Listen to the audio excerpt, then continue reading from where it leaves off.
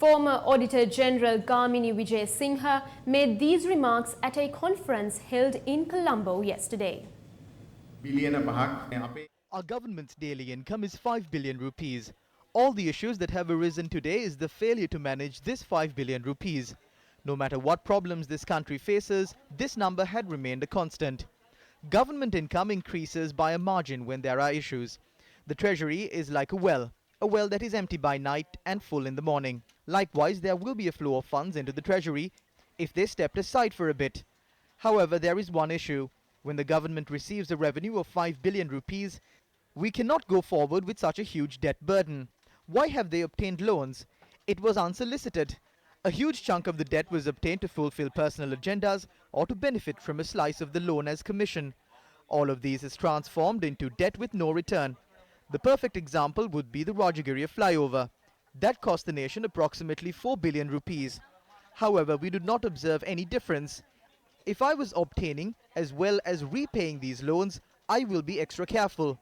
However, if I am obtaining the loans and the general public is paying, why should I care? Why should I care? So that's the issue today. Former Auditor General Gamini Vijay Singha expressed these views during an intellectuals forum under the theme Rata Hadana Magahadana Vidvatu that was held at the New Town Hall in Colombo last evening. Several intellectuals have voiced the need for a new direction for the country in the recent past. Singaporean academic and former diplomat Professor Kishore Mahbubani is yet another intellect to voice ideas of similar nature. Mahbubani has over 30 years of experience as a diplomat and a state advisor and has a comprehensive knowledge in public policy.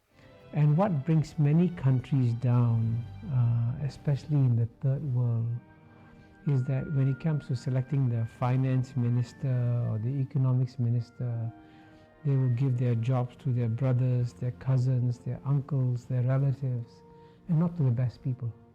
And Singapore did the exact opposite. It doesn't matter whether a cat is black or a cat is white. If the cat catches mice, it is a good cat. So in the same way, it doesn't matter what your ideology is. If it works, you use it. You're not bound by any ideology.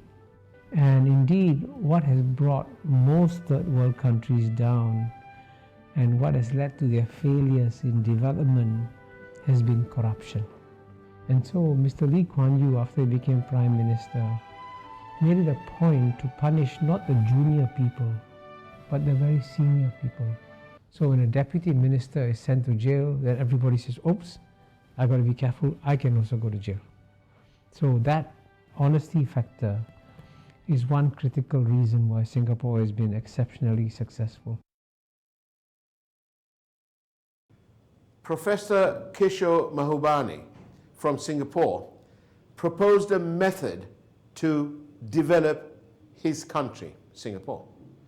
In Sri Lanka, we've got 225 members of parliament and a cabinet of 55 persons.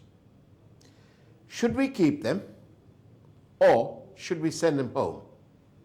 We report, you decide.